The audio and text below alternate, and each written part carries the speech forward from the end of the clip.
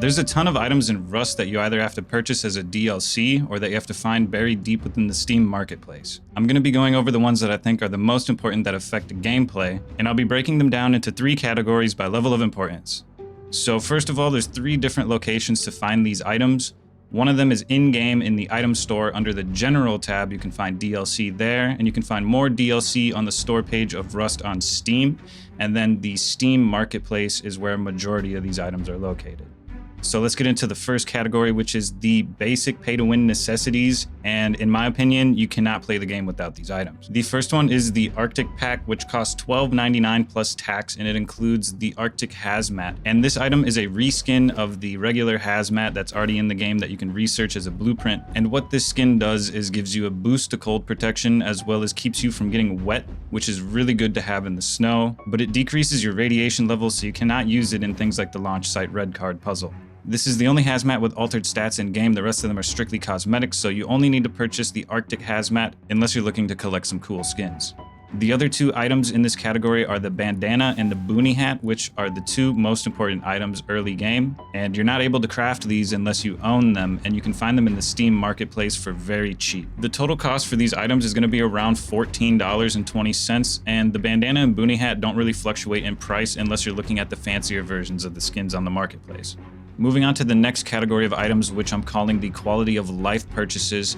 These are items that affect gameplay slightly, not enough that it really matters all that much, but enough to where it saves you time. For instance, a replacement for the boat or flippers that you use to traverse the ocean that otherwise would take time to obtain, you can substitute with things like the Boogie board from the Sunburn pack, which you can find as a DLC listed on the Steam page. And this is just something that you'll be able to craft whenever you want. It's also the only way to go prone in the game. And this pack also comes with cool things like the camera and picture frames and a water gun, which you can use to put out Molotovs if you're getting flame rated, as well as some other cool pool party related items. The Frontier Decor pack. This is mostly a bunch of things to put around your base that don't serve any real pay-to-win purpose, but this DLC includes barrels, which are one of the only forms of vertical storage in Rust besides lockers and fridges. There's also a rocking chair, which can be used to heal with 100% comfort, which is also slightly pay-to-win. And then there's also planters included, which come in large and small sizes for all the farmers out there that don't want to try to find the BPs for the other ones. Oh, and there's also a big-ass knife included that you'll just have learned all the time, so it's really good for harvesting animals, and I mean, you can chop people's heads off as well as animals' heads and hang them up on your wall, which is pretty cool. The final 2 items in this category are the Chinese lantern and the Snowman helmet. The Snowman helmet offers quite a lot of protection, but you cannot wear it with a bandana, and the reason that you would get this is because you have the BP whenever you want, and it's pretty cheap. It's like a bucket helmet, basically. The alternative to this, which is identical stats-wise, is the Dracula mask, but it does cost a little bit more, not really too much for it to matter.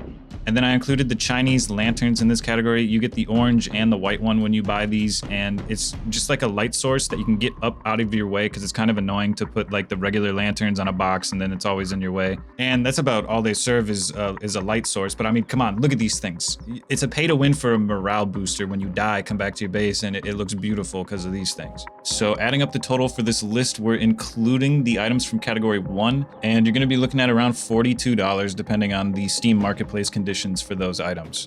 And then I've added a 3rd category for all items that are unobtainable without purchasing them that I think affect the game enough for it to matter. First up is the snow machine, and the reason that you would consider buying this is because you can hide things like landmines underneath the snow that it produces, which make it pretty cool for catching people off guard. The fogger, which is an item that has a motion sensor on it that you can place outside your base. This is something you would consider buying if you struggle with door campers quite frequently. It makes a loud enough noise that if somebody triggers it, you'll know that they're outside your front door. The cursed cauldron. This is an item for all the derpy people like me that step on their fire when they're cooking food. This basically prevents you from doing that, and it can also be used as a slight jump up. You can't really jump up to the next floor of your base unless you know how to trousie jump, but you can get up into places like this where you could store some hidden loot and then cover it up with a rug. All of these masks are skins for the wolf headdress.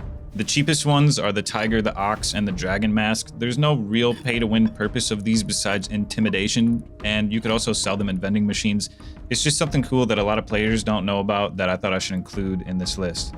Next, we've got the voice props pack, which you can find on the Steam page DLC list. This includes a bunch of stuff in it, but we're only looking at 2 things, which is the laser lights, and you can use these in a creative way to disguise the fact that you have auto turrets in your compound, and then the cell phone. The cell phone is such an underrated DLC item. So there's a regular telephone that's in the base game, and every phone has a unique number, and then you can store those numbers inside of the phone. So if you like ally with somebody, you can give them your cell phone and then contact them instead of doing it through chat. It's kind of a role play item, but it does serve unique use cases that make it worth putting on this list. We've got the pattern sofa, which is basically just a cooler way to heal in game, and it'll give you 100% comfort like the rocking chair, so you can waste less of your heals and you can just heal off of sitting in this chair instead. We've got the industrial lights, which unlike the lights in the base game only uses 1 power, but you cannot use these to grow plants. So this is just something you can utilize any extra power that you have in your circuits for to light up your base at night.